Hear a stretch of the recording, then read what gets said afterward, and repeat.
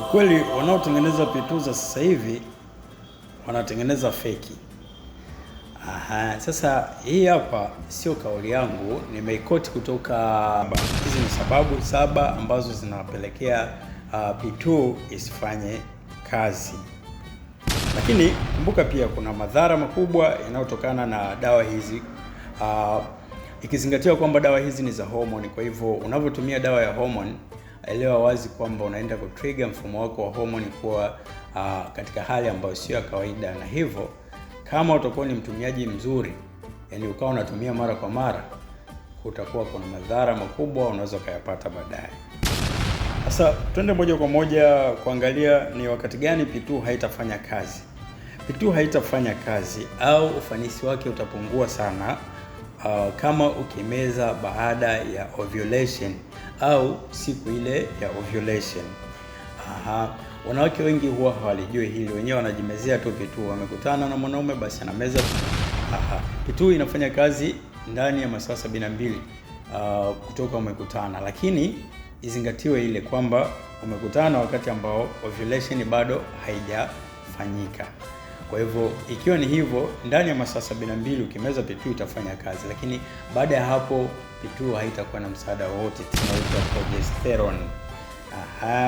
Sasa kazi yake hutumika kuchelewesha ovulation au kuzuia ovulation, na hivyo kupelekea huyo mtu au mwanamke ambaye amekutana siku ambayo ni hatari asiweze kushika ujauzito. Hiyo ndo kazi yake primary kabisa, lakini inaweza ikafanya hivyo, lakini pia inaweza ikazuia ujauzito kwa kubadilisha ile tunasemaga uteute wa katika shingo ya kizazi na tumbo la uzazi.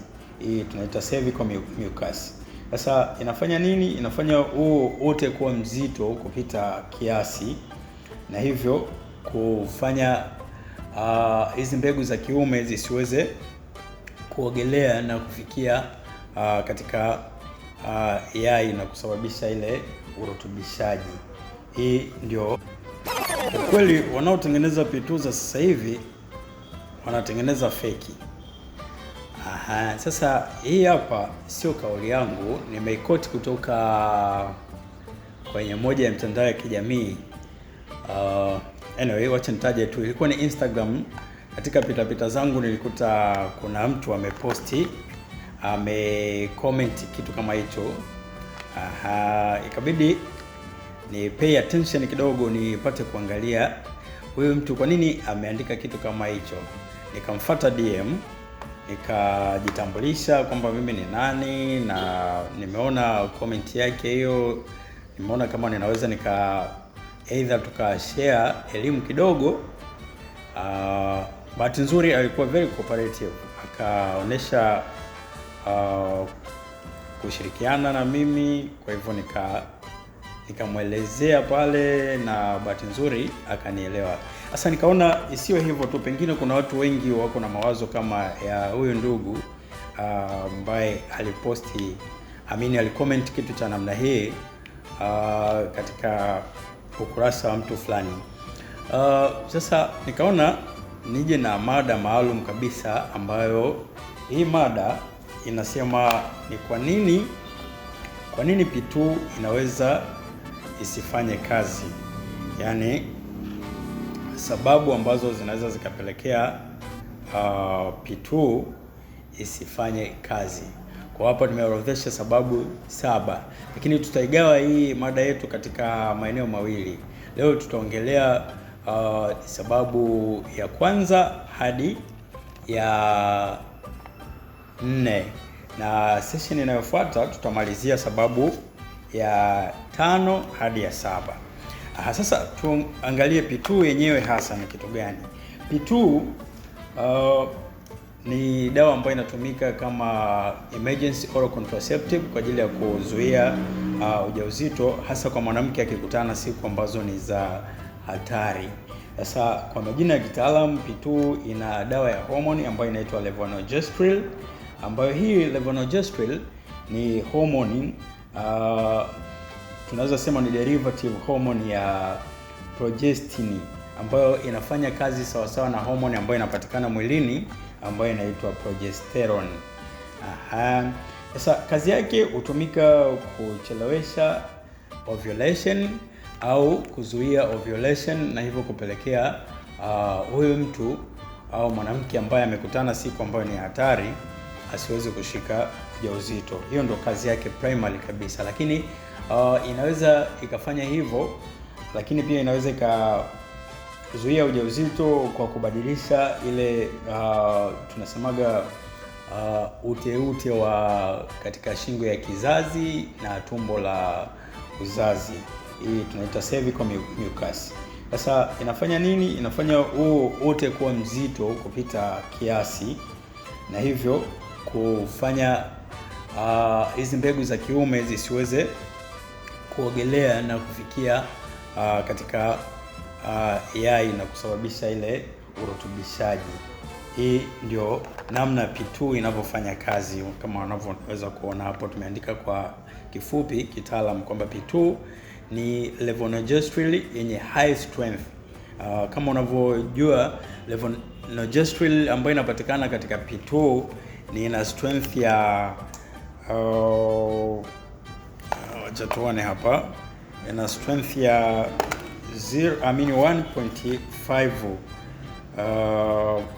1.5 milligram, ambapo kama unavyoona hii ni 0.05, lakini kuna vidonge viwili.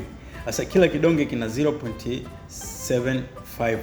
Kwa ukijumlisha kwa hizo vidonge zote mbili unapata ni 1.5 mg au milligram. Sasa kwa lugha hiyo, manake hii ina strength kubwa ya levonorgestrel au progestin ambayo itaenda kufanya kazi kama progesterone hormone.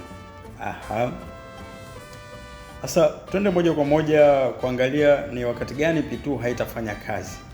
P2 haitafanya kazi au ufanisi wake utapungua sana kama ukimeza baada ya ovulation au siku ile ya ovulation.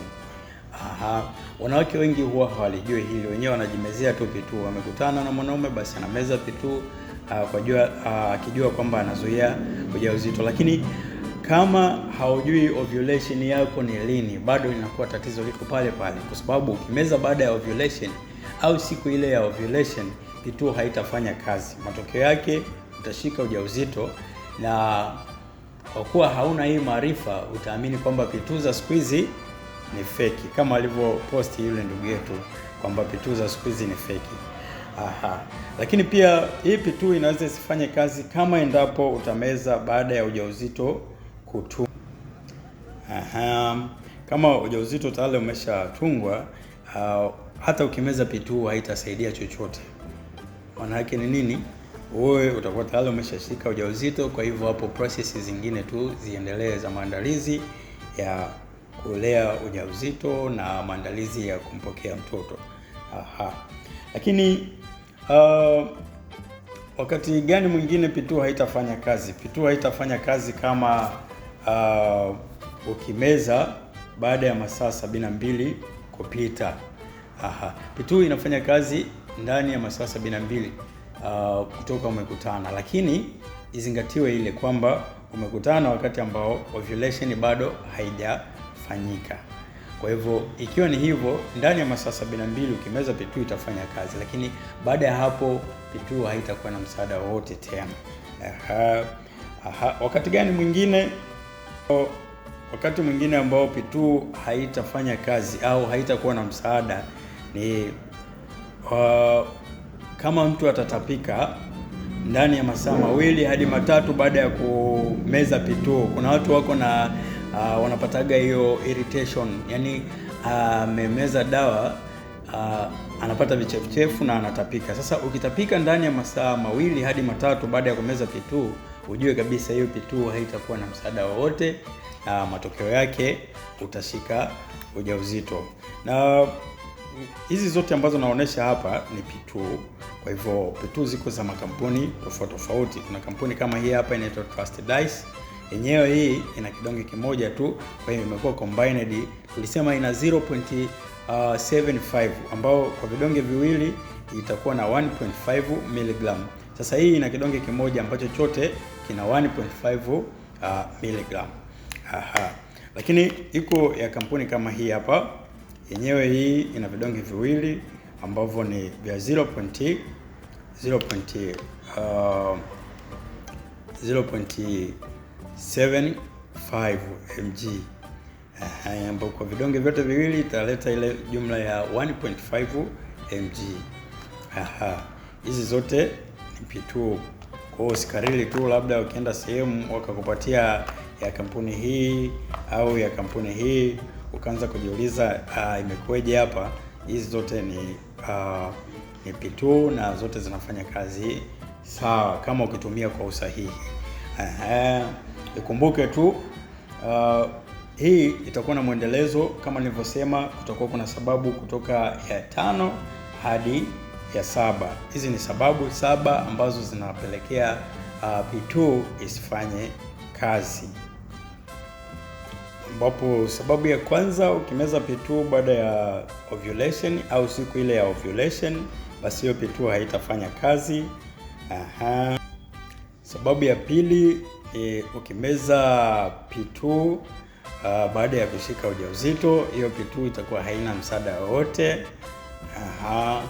Lakini sababu ya tatu ni ukimeza P2 baada ya kupita masaa 72 toka umekutana, pia hiyo P2 haitafanya kazi yoyote.